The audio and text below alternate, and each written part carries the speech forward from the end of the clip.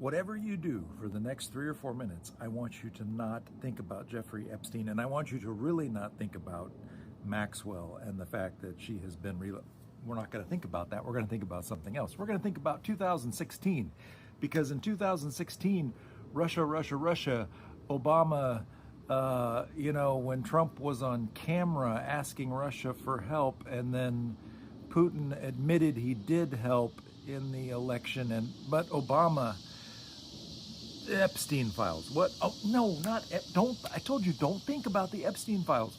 Let's think about supermodels who do commercials wearing blue jeans. That's actually a remake of a commercial from the 80s when Brooke Shields was wearing blue jeans and she said, "I have good genes." I don't know who the new girl is, but apparently she's a registered Republican. So let's talk about that. Jeffrey Epstein. Wait, oh my gosh, there it happened again. I want you to not think about the Epstein files. I want you to think about something else.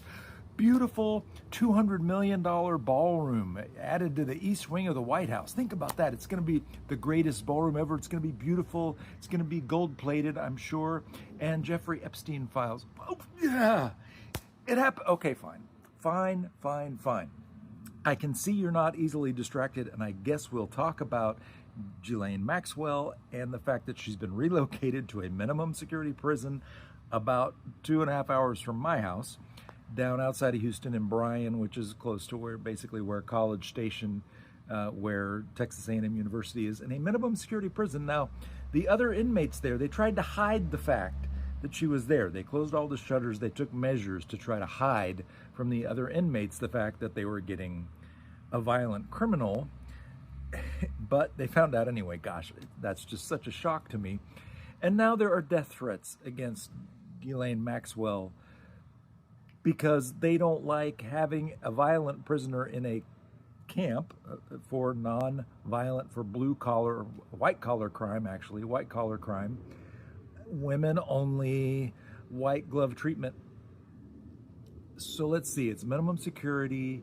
She's getting death threats. I wonder if they have a camera outside her room. I wonder if it accidentally shuts off for 2 minutes and 53 seconds at the same time every day. And I wonder how long before Maxwell turns up dead or missing. We didn't do a very good job of not thinking about Ghislaine Maxwell, but I tell you what, we're going to keep hounding this fact because the victims deserve justice. This obvious perpetrator, who is now president, does not agree to get off and to have people forget about this particular crime of helping traffic young girls sexually for Jeffrey Epstein. And I will tell you something else. If you think demonstrations don't matter, the No King's Day record number of people showed up to demonstrate. There have been smaller demonstrations going on. There are more planned with Indivisible and other groups like the Coffee Party that I participate in, planning different ways to protest. And this works. You know why? Because now politicians are starting to stand up to this. It starts with Democrats, and then Republicans are starting to stand up to it too. They're starting to think maybe this is not the way we should do things. And I tell you what, politicians, generally speaking, are not brave. They're only brave when their constituents stand up, when we show up and we demonstrate and they see it happening, when we call their offices, as I do all the time, as I advise you to do all the time. Even I post phone numbers sometimes. When they are getting 1 million phone calls and they're seeing people from their constituency demonstrating against something, all of a sudden, the most gutless, cowardly politician will stand up and show some backbone. Sure, we have Barack Obamas, we have AOCs, we have Bernie Sanders, we have Jasmine Crockett. There are people, James Tallarico, there are people who are brave and who are out there speaking out, but we need many more politicians to do it. And the way we're going to do that is to continue to call them, to continue to pay attention, to continue to demonstrate, to do the things that we do.